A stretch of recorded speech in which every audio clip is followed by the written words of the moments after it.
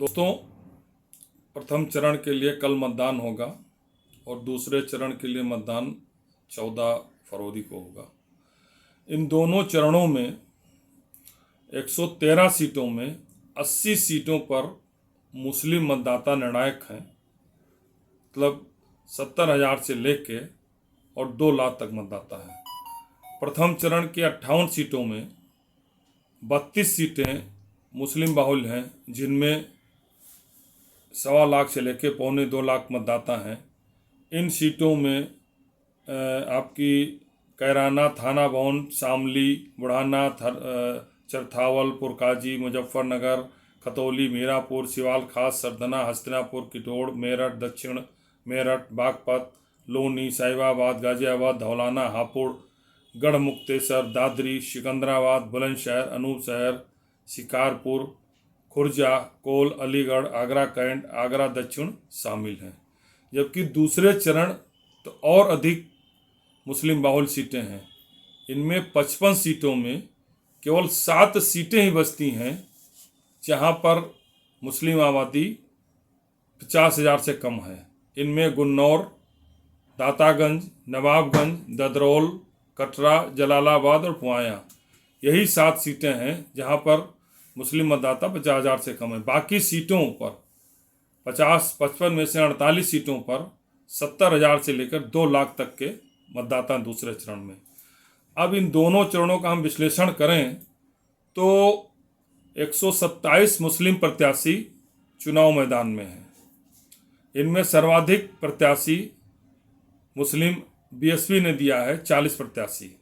दूसरे नंबर पर कांग्रेस है 32, तीसरे नंबर पर गठबंधन है 31 और ओवैसी ने भी 24 प्रत्याशी मैदान में खड़े किए हैं। कल प्रथम चरण में जो मतदान हो रहा है 58 सीटों में, उसमें गठबंधन ने 13 मुस्लिम प्रत्याशी दिए हैं, बीएसपी ने 17 दिए हैं, एआईएम ने 9 दिए हैं, कांग्रेस ने 11 प्रत्याशी मैदान में उतारे हैं। कुल मिला के जो है 50 प्रत्याशी प्रथम चरण में है और 77 प्रत्याशी दूसरे चरण में है मतदाता है। अब जिस तरीके के पिछले 2 हफ्ते से इन 113 सीटों प्रथम और दूसरे चरण को लेकर के हर तरीके से हथकंडे अपनाएंगे। भाजपा निश्चित रूप से मुस्लिम को अपना वोट बैंक नहीं मानती है, तो धार्मिक ध्रुवीकरण के पोलराइजेशन के लिए प्रधानमंत्री नरेंद्र मोदी से लेकर अमित शाह, योगी आदित्यनाथ, सब ने अपने अपने तरीके से एजेंडे को भाषण में उसको इम्प्लीमेंट करने के लिए तरह तरह के स्पीचेस दिए हैं। और दंगाई और मतलब जो है से लेकर के पलायनवाद, कोई ऐसे इश्यूज नहीं बचे हैं जो डिवीज़न को न बताते हुए योगी आदित्यनाथ खुलेआम 80-20 की बात करते हैं। अब कल पहला चरण और 14 का दूसरा चरण, दोनों में सबसे इंटरेस्टिंग यह है कि मोदी की लोकप्रियता, शाह, अमित शाह गृह मंत्री, भारत सरकार का मैनेजमेंट, योगी का हिंदुत्व और ठोको नीति, जयंत और अखिलेश यादव का गठबंधन की सियासत, मायावती का जातीय और धार्मिक समीकरण के आधार पर टिकट बंटवारा और कांग्रेस की मुस्लिम के साथ साथ महिला 40% महिलाओं को टिकट देने की नीति और ओवैसी की मुस्लिम सियासत नीति के साथ साथ सबसे बड़ी अग्नि परीक्षा इन 80 सीटों पर, 113 में से 80 सीटों पर मुस्लिम मतदाताओं की है कि वो एकजुट होकर अपनी ताकत का एहसास कराते हैं या फिर बंट कर करके आपस में बढ़ कर करके भाजपा की मदद करते हैं, भाजपा को जिताते हैं। ये बहुत अहम सवाल है, क्योंकि पिछले 2017 में सपा कांग्रेस गठबंधन और भाजपा के बीच में मतों का बंटवारा हुआ था। ओवैसी भी 34 सीटों पर चुनाव लड़े थे, हालांकि उनका खाता नहीं खुला था और उनको एक तरीके से मुस्लिम मतदाताओं ने नकार दिया था। इस बार बहुत महत्वपूर्ण है, क्योंकि ये पहला चुनाव है जब बिल्कुल रेखाएं स्पष्ट रूप से दिखाई दे रही हैं। एक प्रदेश का मुख्यमंत्री सीधे सीधे बोल रहा है 80 बनाम 20, 80 बनाम 20। सीधी चुनौती है कि किस तरीके से अस्तित्व बचाने की बात हो रही है। अब ऐसे समय में इसे हम दुर्भाग्यपूर्ण ही कहेंगे कि जीत हार किसी की हो, लेकिन जिस तरीके से बंटवारा कर दिया गया है, हिंदू मुस्लिम के बीच एक लंबी रेखा खींची जा रही है, वो देश के लिए उचित नहीं कहा जा सकता, प्रदेश के लिए उचित नहीं है, विकास में बाधक होगा और तमाम तरह की समस्याएं पैदा होंगी। अगर हम कल के प्रथम चरण के मतदान को देखें तो कल 2.25 करोड़ मतदाता, 58 सीटें, इसमें 32 सीटें मुस्लिम बाहुल्य हैं, 13 सीटों पर मायावती का अच्छा खासा प्रभाव है। ऐसे में कल के मतदान से ही हवा का रुख पता चल जाएगा कि दूसरे चरण के मतदान में स्थिति क्या होगी, क्योंकि अब की बार जिस आक्रामकता के साथ भारतीय जनता पार्टी सियासत कर रही है, उस आक्रामकता का जवाब गठबंधन शालीनता के साथ बूथ मैनेजमेंट करके, मायावती चुप रह करके अपना जातीय एवं धार्मिक समीकरण के अनुसार, और प्रियंका गांधी लगातार महिलाओं 40% महिलाओं के साथ मुस्लिम प्रत्याशियों की संख्या बढ़ा करके संघर्ष कर रही हैं। ओवैसी लगातार अपने मुस्लिम मतों को जोड़ने के लिए, मुस्लिम का नेतृत्व करने के लिए रैलियां कर रहे हैं, मीटिंगें कर रहे हैं और तरह तरह के स्पीचेस दे कर रहे हैं।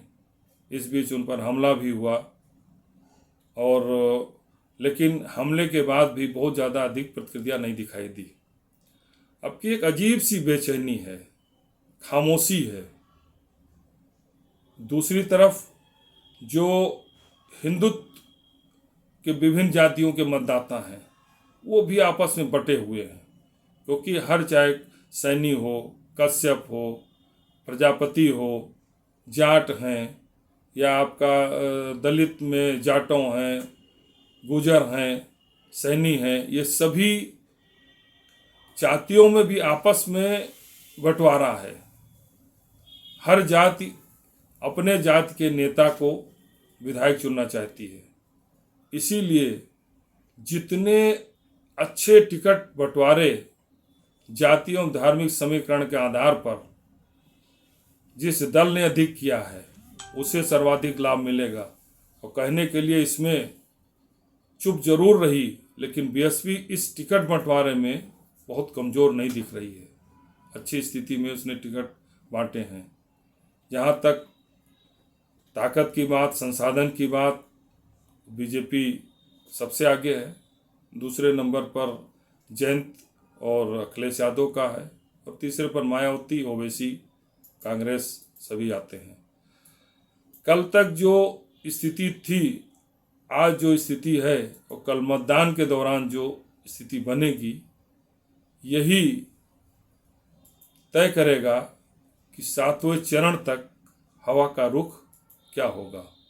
लेकिन मुस्लिम मतदाताओं को लेकर जाट मतदाताओं के साथ जोड़कर जिस तरीके से जयंत चौधरी ने बड़ी शालीनता के साथ तैयारी की है, उसे मैं अपने दौरे के समय देखा हूँ, वो निश्चित रूप से काबिले तारीफ है।